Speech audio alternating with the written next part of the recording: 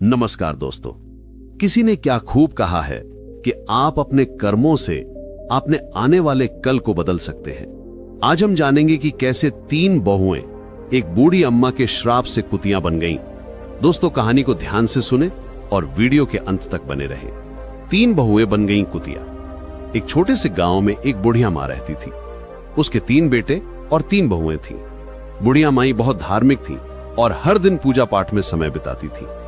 वह सुबह जल्दी उठकर स्नान करती और भगवान विष्णु और माता लक्ष्मी की पूजा करती थी। कार्तिक महीने में वह खास तौर पर स्नान और पूजा करती थी। वह भगवान को माखन, मिश्री, दही और तुलसी के पत्तों का भोग लगाती और फिर यह प्रसाद पड़ोसियों में बांटती थी। गांव के लोग उसकी पूजा पाठ की बहुत इज्जत करते थे। बुढ़िया मां का नियम था कि वह कार्तिक महीने के हर दिन गंगा स्नान करे और पूजा करे। कार्तिक पूर्णिमा के दिन वह विशेष रूप से गंगा स्नान के लिए जाती और भोग बनाकर भगवान को चढ़ाती। मगर उसकी तीनों बहुओं को यह सब बिल्कुल पसंद नहीं था। वे अक्सर उसकी आस्था का मजाक उड़ाती और प्रसाद खाने से मना कर देती थी। वे कहती थीं, इसमें तुलसी के पत्ते हैं, हम ये नहीं खा सकते, ये सब दिखावा है। ये सुनकर बुढ़िया मां बहुत दुखी होती, लेकिन वह चुपचाप अपनी पूजा करती रहती। बुढ़िया मां के पति कुछ समय पहले ही गुजर चुके थे, इसलिए वह अकेली थी। उसके बेटे भी अपनी पत्नियों के कहने में आकर उससे दूर हो गए थे। अब वो केवल अपने पूजा पाठ में ही मन लगाती और पड़ोसियों में प्रसाद बांटती। लेकिन उसकी तीनों बहुओं को यह सब बहुत बुरा लगता था। वे सोचती थीं, ये सास जब देखो तब पूजा पाठ में लगी रहती है, अनाप शनाप खर्च करती है, पंडितों को बुलाती है, दान पुण्य करती है। अगर ये मर जाए तो अच्छा हो, कम से कम ये खर्च तो बचेगा। बुढ़िया मां ने अपने तीनों बेटों को बड़े प्यार से पाला था। उसने और उसके पति ने मिलकर उनकी परवरिश की थी। लेकिन अब जब उसे अपने बेटों की सबसे ज्यादा जरूरत थी, तब वे उससे मुंह मोड़ चुके थे। बुढ़िया मां दिन रात भगवान से प्रार्थना करती और अपने बच्चों के लिए आंसू बहाती। वह सोचती थी, हे भगवान, मैंने तो कभी किसी का बुरा नहीं चाहा, फिर मेरे साथ ऐसा क्यों हो रहा है। एक दिन बुढ़िया मां अपने भगवान विष्णु और माता लक्ष्मी के सामने बैठी प्रार्थना कर रही थी। उसकी आंखों में आंसू थे और वह भगवान से कह रही थी, हे भगवान, मुझे इस दुख से मुक्ति दिलाओ, मेरे बच्चों का भला करो और उन्हें सही रास्ता दिखाओ। इस तरह बुढ़िया मां ने अपने पूजा पाठ और दान पुण्य के नियमों को नहीं छोड़ा। लेकिन उसकी तीनों बहुओं ने ठान लिया था कि वे अब इस घर में नहीं रहेंगी और बंटवारा करके अलग हो जाएंगी। वे सोचती थीं, अगर हम अलग हो जाएं तो अपनी मर्जी से रह सकेंगे और सास के पूजा पाठ के खर्च से बच सकेंगे। तीनों बहुओं ने एक दिन आपस में बात की और बंटवारे की योजना बनाई। उन्होंने अपने पतियों से कहना शुरू किया कि अब उन्हें अलग हो जाना चाहिए। छोटी बहू ने अपने पति से कहा, देखिए, बड़े भैया के बच्चे बड़े हो रहे हैं और हमारे बच्चे छोटे हैं। हमें अभी बहुत मेहनत करनी है, बच्चों को पढ़ाना है। अगर हम अलग हो जाएंगे तो अपने बच्चों की अच्छी तरह से देखभाल कर पाएंगे। सास का खर्चा बहुत ज्यादा है, हर समय पूजा पाठ में लगी रहती है और बहुत पैसा खर्च करती है। मझली बहू ने अपने पति को समझाया, देखिए, अब बंटवारा हो जाना चाहिए, हम अपनी मर्जी से रहेंगे। क्या खर्चा करना है, क्या नहीं करना है, ये हम खुद तय करेंगे। सास के नखरे और खर्चे बर्दाश्त नहीं होते, हमें अलग रहकर अपने बच्चों का ध्यान रखना है। बड़ी बहू ने भी अपने पति से यही बात कही। बच्चे बड़े हो रहे हैं, कल उनकी शादी ब्याह करनी है। पैसे कमाते रहेंगे और सास का खर्चा करते रहेंगे तो कैसे चलेगा। हमारे बच्चों का भविष्य सुरक्षित करना है तो हमें अलग होना ही पड़ेगा। तीनों बहुओं ने अपने अपने पतियों को समझा बुझाकर उनके मन में बंटवारे की बात डाल दी। तीनों भाई अब बंटवारे के लिए तैयार हो गए। गांव के पंचों को बुलाया गया और घर का बंटवारा करने की बात हुई। तीनों बहुएं भी बंटवारे में हिस्सा लेने के लिए तैयार हो गईं। गांव के पंचों ने घर का 4 हिस्सों में बंटवारा किया, 3 बेटों के लिए और 1 बुढ़िया मां के लिए। घर का सारा सामान भी 4 हिस्सों में बांट दिया गया। बुढ़िया मां को कम हिस्सा दिया गया क्योंकि वो अकेली थी और ज्यादा की जरूरत नहीं थी।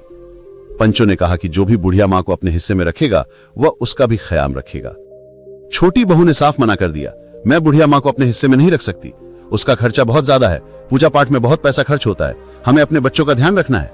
मझली बहू ने भी मना कर दिया, मैं भी बुढ़िया मां को अपने हिस्से में नहीं रख सकती, वो हमें कभी पसंद नहीं करती थी और हमें भी उसकी जरूरत नहीं है। बड़ी बहू ने भी वही जवाब दिया, मैं भी बुढ़िया मां को अपने हिस्से में नहीं रख सकती, हमारे बच्चों का भविष्य सुरक्षित करना है और उसके लिए हमें बंटवारा करना ही पड़ेगा। बुढ़िया मां अब अकेली रह गई। पंचों ने अपना फैसला सुनाया और चले गए। तीनों बहुओं ने अपना अपना सामान अपने अपने हिस्से में रख लिया। बुढ़िया मां के हिस्से में जो झोपड़ी पड़ी थी वो उसमें रहने लगी। वो अकेली थी और अपने बेटों से निराश होकर अपने भगवान से प्रार्थना करती रहती। अब बुढ़िया मां अपने हिस्से की छोटी सी झोपड़ी में रहने लगी। वो रोज सुबह जल्दी उठकर गंगा स्नान करती और भगवान विष्णु और माता लक्ष्मी की पूजा करती। वह पहले की तरह ही भोग बनाकर भगवान को चढ़ाती और फिर अड़ोस पड़ोस में प्रसाद बांटती। लेकिन अब वो बहुत अकेली हो गई थी। उसके तीनों बेटों ने उससे मुंह मोड़ लिया था और उसकी बहुओं ने उसे घर से बाहर कर दिया था। वह रोज भगवान से प्रार्थना करती, हे भगवान, मुझे इस दुख से छुटकारा दिलाओ, मेरे बच्चों का भला करो और उन्हें सही रास्ता दिखाओ। बुढ़िया माँ के पास जो थोड़ा बहुत आटा, दाल और चावल था, वह उसी से काम चलाती। वह सोचती, अब मुझे अपनी जिंदगी इसी तरह गुजारनी पड़ेगी। मेरे बच्चों ने मुझे छोड़ दिया है, लेकिन मैं भगवान की भक्ति नहीं छोड़ूंगी। उसकी भक्ति में कोई कमी नहीं आई। वह हर रोज तुलसी के पत्तों से भगवान का पूजन करती और पड़ोसियों को प्रसाद बांटती। एक दिन जब बुढ़िया माँ अपनी झोपड़ी में बैठी रो रही थी, तभी एक युवक आया। उसने दरवाजा खटखटाया। बुढ़िया माँ ने दरवाजा खोला और देखा कि एक 17 से 18 साल का हृष्ट-पुष्ट युवक खड़ा था। उसके चेहरे पर तेज झलक रहा था। उसने कहा, अम्मा, आप मुझे पहचानते नहीं, लेकिन मैं आपके मायके से आया हूं। मेरा नाम कृष्णा है। मेरे पिताजी ने मुझे आपकी मदद करने के लिए भेजा है।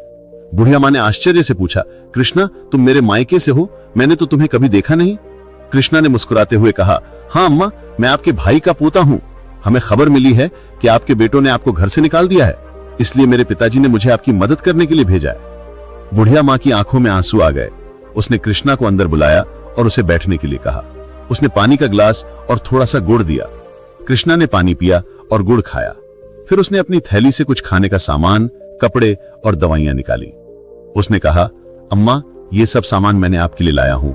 आप भूखी मत रहना, हम रोज आपको खाना भिजवाएंगे। बुढ़िया माँ ने कृष्णा को आशीर्वाद दिया और कहा, बेटा, तुम्हारा बहुत बहुत धन्यवाद। तुमने जो मेरे लिए किया है, उसके लिए मैं भगवान से तुम्हारे सुख समृद्धि की प्रार्थना करूंगी। कृष्णा ने बुढ़िया माँ से विदा ली और वापस चला गया। बुढ़िया माँ ने अपने भगवान का धन्यवाद किया और सोचा, भगवान ने मेरी प्रार्थना सुन ली, अब मैं भूखी नहीं रहूंगी। अब बुढ़िया माँ को रोज खाना मिल जाता था। वह पहले की तरह ही भोग बनाकर भगवान को चढ़ाती और पड़ोसियों में प्रसाद बांटती। लेकिन उसकी तीनों बहुओं को यह सब देखकर बहुत जलन होती थी। वे सोचती थी, ये बुढ़िया आखिर कहां से इतना खाना ला रही है? इसके पास कोई कमाने वाला भी नहीं है, फिर ये इतना तंदुरुस्त कैसे हो रही है? तीनों बहुएं बुढ़िया की सेहत देखकर बहुत जलती थी। वे सोचती थी कि बुढ़िया को हमने इसलिए अलग किया था ताकि वह जल्दी ही भूख प्यास से मर जाए, लेकिन ये तो और तंदुरुस्त होती जा रही है। एक दिन बहुओं ने फैसला किया कि वह बुढ़िया की झोपड़ी में जाकर पता लगाएंगी कि वहां क्या हो रहा है। अगले दिन जब बुढ़िया माँ गंगा स्नान के लिए गई हुई थी, तीनों बहुएं उसकी झोपड़ी में घुस गईं। वहां उन्होंने देखा कि झोपड़ी में दाल, चावल, आटा, मसाले, सूखे मेवे और कई तरह का अच्छा खाना रखा हुआ था। बहुएं हैरान रह गईं। वे आपस में बातें करने लगी। बड़ी बहू ने कहा, ये बुढ़िया इतनी चालाक निकली।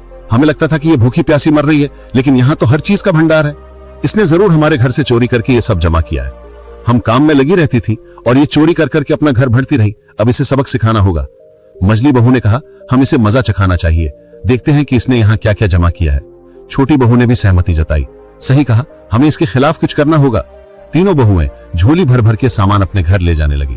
जैसे ही उन्होंने खाने का सामान उठाया, उन्होंने देखा कि उसमें तुलसी के पत्ते हैं।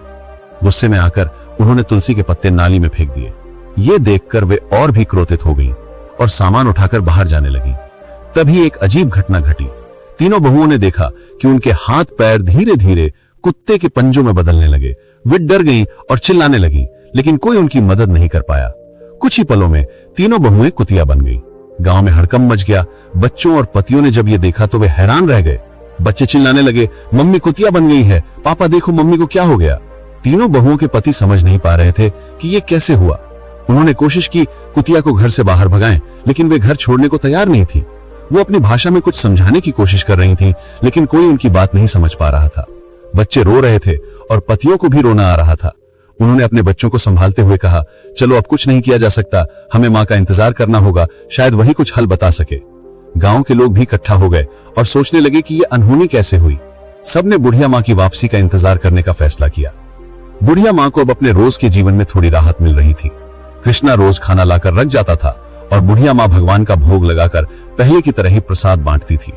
लेकिन उसे इस बात का कोई अंदाजा नहीं था कि उसके घर में क्या हो रहा है। उसे यही लगता था कि सब कुछ पहले जैसा ही चल रहा है। इधर तीनों बहुएं कुतिया बनकर घर के आंगन में बैठी थीं। उनके पतियों और बच्चों को घर का सारा काम करना पड़ रहा था। वे बहुत परेशान थे और अपनी मां की वापसी का इंतजार कर रहे थे। गांव के लोग भी इस अजीब घटना से हैरान थे। हर कोई यही कहता था कि ये सब बुढ़िया मां की भक्ति और उसकी तपस्या का फल है। एक दिन गांव के कुछ लोगों ने बुढ़िया मां को गंगा स्नान के लिए जाते देखा। उन्होंने सोचा कि अब उसे सारी बात बतानी चाहिए। वे उसके पास गए और बोले, माई, तुम्हारे घर में कुछ अजीब हो रहा है। तुम्हारी तीनों बहुएं कुतिया बन गई हैं। बुढ़िया मां को यह सुनकर बहुत आश्चर्य हुआ। उसने सोचा कि यह कैसे संभव हो सकता है। उसने तुरंत गंगा स्नान किया और घर की ओर लौट पड़ी। उसके दिल में बहुत सारी आशंकाएं थीं। उसने भगवान से प्रार्थना की, हे भगवान, मेरे घर की रक्षा करना और मेरे बच्चों को सही रास्ता दिखाना। जब बुढ़िया मां घर पहुंची तो उसने देखा कि गांव के लोग उसके घर के सामने इकट्ठा थे। उसने पूछा, क्या हुआ? यहां इतनी भीड़ क्यों लगी है? गांव वालों ने उसे सारी घटना बताई। बुढ़िया मां ने अपने बेटों को बुलाया और पूछा, ये सब कैसे हुआ? तुम लोगों ने क्या किया? बेटों ने रोते हुए अपनी मां को सारी कहानी सुनाई। उन्होंने कहा, मां, हमसे बहुत बड़ी गलती हो गई। हमारी पत्नियों ने तुम्हारे सामान को नाली में फेंक दिया था और उसी समय वे कुतिया बन गई। अब हमें नहीं पता कि उन्हें कैसे ठीक करें। बुढ़िया मां ने अपने बेटों को दिलासा दिया और कहा, भगवान सब ठीक करेंगे, तुम लोग घबराओ मत। साधु बाबा का उपाय। बुढ़िया मां ने अपने भगवान से प्रार्थना की और उनसे समाधान मांगा। उसने सोचा कि शायद किसी साधु बाबा के पास इसका समाधान हो सकता है। उसी समय एक साधु बाबा गांव में आए। बुढ़िया मां ने उन्हें अपने घर बुलाया और सारा हाल बताया। साधु बाबा ने ध्यान से सारी बातें सुनी और कहा, यह सब तुम्हारी भक्ति और तपस्या का फल है, लेकिन चिंता मत करो, इसका उपाय भी है। बुढ़िया मां ने पूछा, बाबा, कृपया मुझे उपाय बताएं, मैं अपने बच्चों को इस हालात में नहीं देख सकती। साधु बाबा ने कहा, तुम्हें कार्तिक महीना में विशेष पूजा करनी होगी। तुम्हारे स्नान के पानी से तुम्हारी बहुओं को नहलाना होगा और ब्राह्मणों को भोजन कराकर उनके झूठे भोजन को बहुओं को खिलाना होगा। इससे वे अपने असली रूप में वापस आ जाएंगे। बुढ़िया मां ने साधु बाबा का धन्यवाद दिया और अपने बेटों को यह उपाय बताया। बेटों ने कहा, मां, हम तुम्हारी हर बात मानेंगे, हम इस उपाय को जरूर पूरा करेंगे। बहुओं की मुक्ति। बुढ़िया मां ने कार्तिक महीने की विशेष पूजा की तैयारी शुरू कर दी। उसके तीनों बेटे और गांव के लोग भी इस पूजा में मदद करने लगे। बेटों ने मिलकर पूजा का सारा सामान इकट्ठा किया और भगवान के लिए भोग बनाने की व्यवस्था की। हर सुबह बुढ़िया मां गंगा स्नान के लिए जाती और स्नान के पानी को एकत्रित करती। उसके बाद वो भगवान विष्णु और माता लक्ष्मी की पूजा करती और फिर अपने पड़ोसियों को प्रसाद बांटती। इस बीच तीनों बहुएं अभी भी कुतिया के रूप में घर के आंगन में बैठी रहती। उनके पतियों और बच्चों को घर का सारा काम करना पड़ता था। बच्चों को अपनी माताओं की बहुत याद आती थी और वे अक्सर रोते हुए अपनी दादी से कहते, दादी माँ कब ठीक होगी? हमें हमारी माँ वापस चाहिए। बुढ़िया माँ बच्चों को दिलासा देती और कहती, बेटा, भगवान सब ठीक करेंगे, तुम लोग धैर्य रखो और प्रार्थना करो। बच्चों को शांत करने के लिए वो उन्हें कहानियां सुनाती और उनके साथ समय बिताती। बुढ़िया मां ने पूजा के लिए 5 ब्राह्मणों को बुलवाया। बेटों ने भी अपनी ओर से 5-5 ब्राह्मणों को बुलवाया। इस प्रकार कुल 21 ब्राह्मणों को बुलाया गया। ब्राह्मणों के लिए विशेष भोग तैयार किया गया। कार्तिक पूर्णिमा का दिन आया और बुढ़िया मां ने अपने बेटों की मदद से ब्राह्मण भोज की तैयारी की। सुबह सुबह सभी ब्राह्मणों को आमंत्रित किया गया और उन्हें विशेष पकवान बनाकर खिलाया गया। ब्राह्मण भोज के बाद बुढ़िया मां ने सबके पैर छुए और भगवान से प्रार्थना की कि हे भगवान, मेरी बहुओं को उनके पूर्व रूप में वापस लाओ। मेरे कार्तिक स्नान और पूजा का फल उन्हें मिले। ब्राह्मणों ने तृप्त होकर भोजन किया और बुढ़िया मां को आशीर्वाद दिया। उन्होंने कहा, माई, तुम्हारी पूजा और तपस्या सफल होगी। भगवान तुम्हारी प्रार्थना अवश्य सुनेंगे। ब्राह्मण भोज के बाद बुढ़िया मां ने तीनों बहुओं को बुलाया।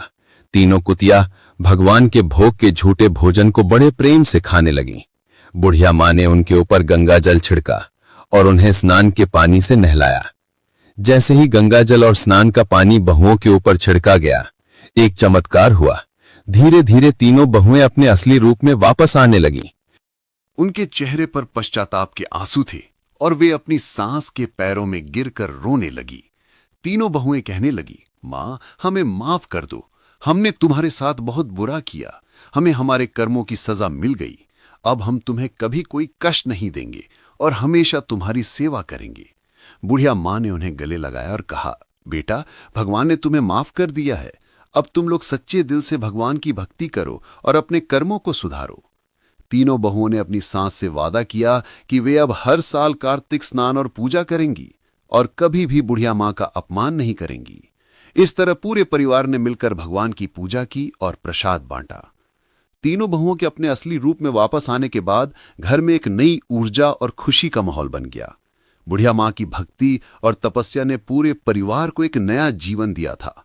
अब सभी मिलकर भगवान की पूजा करते और कार्तिक स्नान की महिमा को समझते थे। बुढ़िया माँ ने अपने बेटों और बहुओं को सिखाया कि भक्ति और सेवा का महत्व क्या होता है।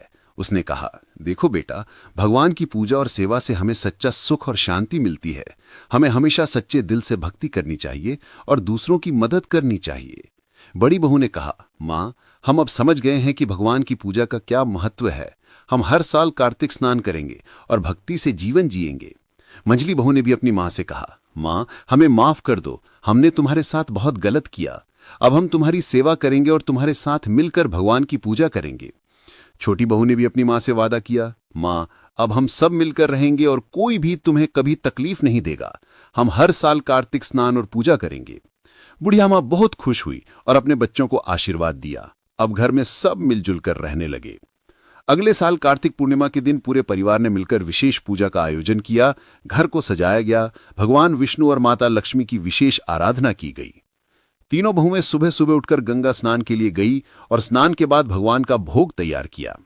बुढ़िया माँ ने सभी को सिखाया कि कैसे तुलसी के पत्तों का उपयोग करना है और भगवान का भोग लगाना है। उसने कहा, तुलसी के पत्तों में दिव्य शक्ति होती है और भगवान को यह बहुत प्रिय है। हमें सच्चे मन से पूजा करनी चाहिए और भगवान का भोग लगाना चाहिए। तीनों बहुओं ने पूरी श्रद्धा के साथ पूजा की और भगवान का भोग लगाया। उसके बाद सभी ने मिलकर प्रसाद बांटा और गांव के लोगों को भी बुलाया। गांव के लोग भी बुढ़िया माँ की भक्ति और तपस्या की तारीफ करने लगे। भगवान की कृपा से अब परिवार में सुख और समृद्धि आने लगी।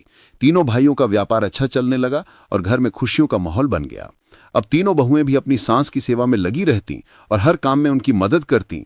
तीनों भाइयों ने भी अपनी मां से वादा किया कि वे अब कभी भी उसे अकेला नहीं छोड़ेंगे और हमेशा उसकी सेवा करेंगे। वे सब मिलकर हर त्योहार और विशेष अवसरों पर भगवान की पूजा करते और प्रसाद बांटते। बुढ़िया माँ का जीवन अब पूरी तरह से बदल चुका था। उसकी भक्ति और तपस्या ने पूरे परिवार को एक नई दिशा दी थी। अब सब मिलकर भगवान की आराधना करते और जीवन में सुख शांति पाते। एक दिन बुढ़िया माँ ने अपने बच्चों और बहुओं को बुलाकर कहा, बेटा, भगवान ने हमारी प्रार्थना सुनी है और हमें सुख और शांति दी है। अब हमें हमेशा सच्चे मन से उनकी भक्ति करनी चाहिए और दूसरों की मदद करनी चाहिए। इससे हमारा जीवन सुखमय बनेगा। तीनों बहुओं और बेटों ने अपनी मां की बात मानी और हमेशा भगवान की भक्ति और सेवा में लगे रहे। अब घर में हमेशा खुशियों का माहौल बना रहता और सब मिलजुल कर रहते। इस तरह बुढ़िया माँ की भक्ति और तपस्या ने पूरे परिवार को एक नई दिशा दी और भगवान की कृपा से उनके जीवन में सुख, शांति और समृद्धि आ गई। भक्ति, सेवा और सच्चे मन से की गई प्रार्थना हमेशा फलदायी होती है। भगवान अपने भक्तों की सच्ची भक्ति को कभी निराश नहीं करते और उन्हें सुख, शांति और समृद्धि का आशीर्वाद देते हैं।